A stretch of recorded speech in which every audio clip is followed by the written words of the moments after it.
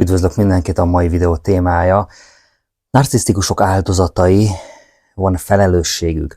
Amikor azt mondjuk, hogy valaki egy narcisztikus áldozata, akkor az áldozat kifejezés alatt azt értjük, hogy ez az adott személy egy olyan helyzetbe került, amelyben egy narcisztikus személy viselkedése miatt szenved. Manipulációt, érzelmi bántalmazást, kihasználást, vagy bármilyen más egyéb káros hatásokat szenved el. A narcisztikus viselkedés középpontjában az önző és az empátia hiányos cselekedetek állnak, amelyek során a narcisztikus a saját érdekeit mások rovására érvényesíti, figyelmen kívül hagyva a másik fél szükségleteit, megalázva a másik felet, kizsákmányolva. Mikortól mondható valakire az, hogy áldozat? Valakire akkor mondható, hogy áldozat, ha egy másik személy viselkedése, legyen ez most egy narcisztikus, vagy legyen egy pszichopata, de lehet bármilyen más bántalmazó személyiségű, tehát aki közvetlen vagy közvetetten negatív hatással van az áldozatra, és ennek következtében érzelmi, pszichológiai, vagy akár fizikai sérüléseket elszenved. Az áldozattá válás az nem feltétlenül jelenti azt, hogy az illető az fizikailag is bántalmazott lenne.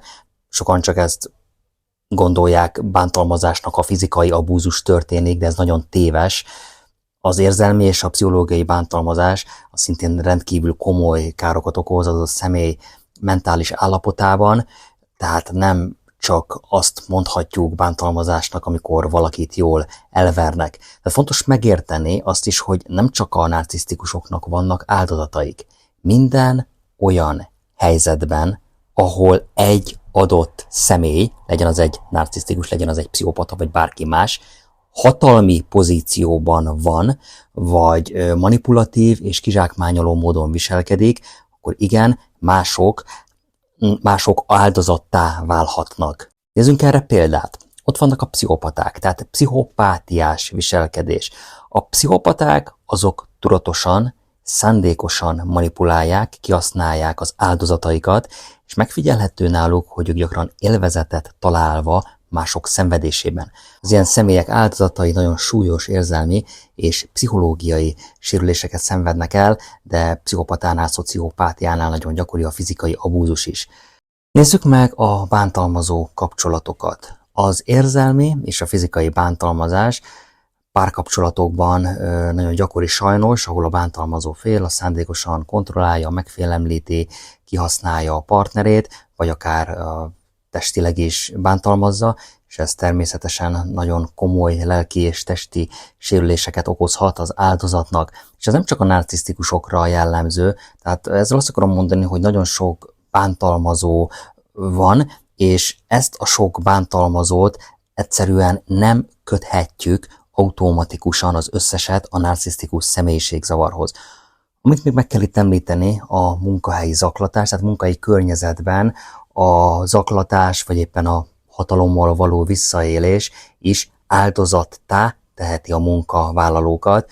Ez is nagyon sok esetben komoly érzelmi és pszichológiai károkat okozhat. Tehát, mint láthatjuk, ezek a példák is itt azt mutatják, hogy az áldozattá válás fogalma az egy szélesebb körben értelmezhető, és nem korlátozódik egyetlen típusú bántalmazóra, vagy egy helyzetre. Tehát az áldozattá válás központi eleme az, hogy van egy adott személy, aki egy olyan helyzetbe kerül, ahol mások viselkedése miatt szenved, függetlenül attól, hogy a bántalmazó személy az milyen motivációval, vagy milyen tudatossági szinten cselekszik. Az áldozatok gyakran nincsenek tudatában a manipuláció és a bántalmazásnak a mértékének, amíg nem szembesülnek ennek a következményeivel. Van-e az áldozatoknak felelőssége abban, hogy áldozattá válik? Nagyon gyakori kérdés, viszont ez egy nagyon összetett kérdés.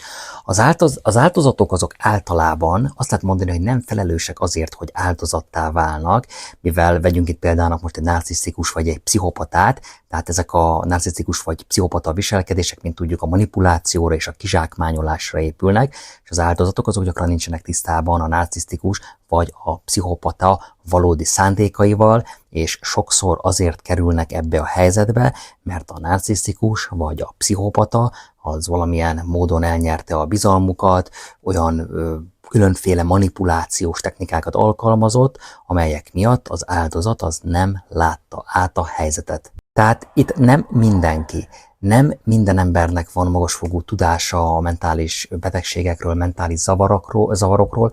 Az emberek túlnyomó részének azt lehet mondani, hogy nincsen semmiféle mélyebb tudása a pszichológia területén, és ezzel nem akarom azt mondani, hogy ezzel bármiféle gond is lenne, mert nincs ezzel semmi gond, hiszen mindenki úgy éli az életét, ahogy akarja, és abban képezi magát, amiben jónak látja. Tehát sok ember az nem képzett ezen a területen, ezért nagyon könnyen áldozattá tud válni egy mester szinten alkalmazott manipulációnak, és egyszerűen nem látja át azt, hogy miben van. És akkor most elérkezünk ahhoz a részhez, hogy jön a de. Ugyanakkor az áldozatoknak van lehetősége a saját gyógyulásra, önreflexiójára, hogy megértse, hogy mégis miért került ilyen helyzetbe, és hogyan kerülheti el ezeket a hasonló toxikus, mérgező kapcsolatokat majd a jövőben. Tehát az áldozattá válás folyamata során ez az adott személyet viszont felismerheti, hogy milyen sajátos jellemzői tették őt sebezhetővé, a narcisztikus, pszichopata vagy bármilyen más egyéb mérgező személyek számára, de ez nem azt jelenti, hogy az áldozat itt hibás vagy felelős lenne a bántalmazásért, ha az nem sorozatos. Én személy szerint úgy gondolom, ez addig érvényes, mint elmondtam, amíg valaki nem sorozatosan vesz részt ilyen bántalmazó, toxikus, mérgező kapcsolatokban.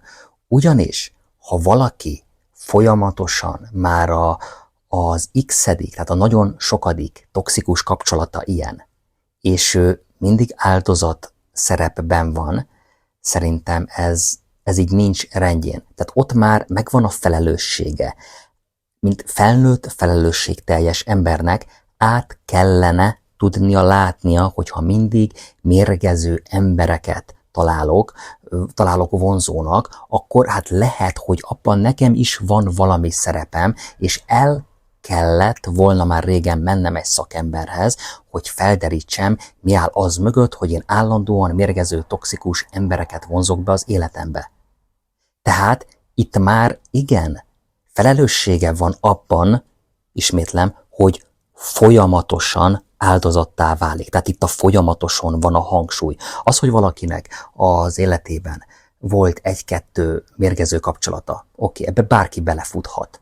De a többi kapcsolata, amit meg lehet figyelni, hogy amik előtte voltak, vagy utána jöttek ennél az adott személynél, már nem voltak mérgezőek, akkor szerintem nem beszélhetünk felelősségről. Tehát bárki lehet áldozat, de viszont aki hangsúly, folyamatosan áldozat, ott bizony felelősség is van, tehát felelőssége van abban, hogy folyamatosan áldozat. Nagyon sok párkapcsolat van, amit tönkre megy. De nem mondhatjuk azt rá, hogy mérgező. Intelligens emberek azok fel tudják ismerni, hogyha nem illenek össze valakivel, tehát nem egyezik az értékrend, nem egyezik a világnézet, egy közös megegyezéssel külön utakon folytatják és elfogadják, hogy egy másik karakter, egy másik személyiség az jobban passzolna hozzájuk.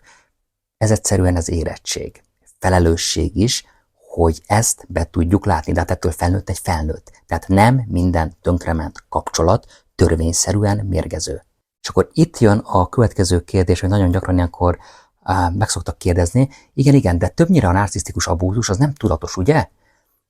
Igen, ez egy védekezési mechanizmus a narcisztikusoknál.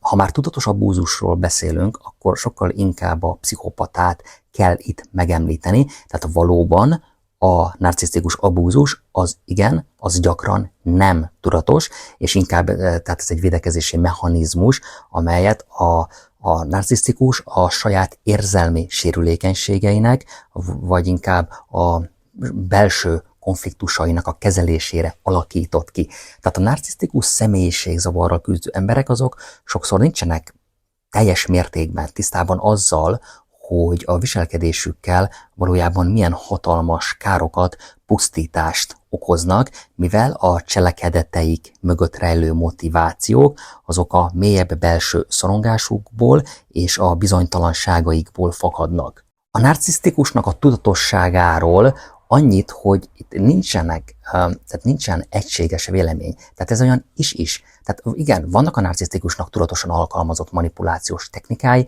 ilyen például a csendelverés is, tehát ezt egy narcisztikus teljesen tudatosan alkalmazza, mint tudjuk, a csendelverés az egy büntető módszer, az egy móresre tanítás. Viszont sok mindent meg nem tudatosan csinálnak, tehát egyszerűen nincsenek a narcisztikusoknak egészséges eszközeik arra, hogy megfelelően reagáljanak le bizonyos helyzeteket, tehát nem véletlenül személyiségzavar az elnevezése. Ez is mutatja, a személyiségükben egy nagyfokú torzulás van jelen, így a világot is teljesen másképpen értelmezik, mint egy olyan ember, akinek a személyiségében nincs torzulás. Narcisztikusoknál a viselkedések azok sokszor automatikusan, tudattalanul történnek, mivel a narcisztikusok így próbálják fenntartani a saját pozitív, tökéletes énképüket, a hamis selfet, és elkerülni azokat az érzelmi sebezhetőségeket, amelyekkel valójában nem tudnak szembenézni. És akkor most beszéltem ugye, hogy a pszichopaták azok a tudatosak, akkor beszélek egy kicsit a pszichopátiáról.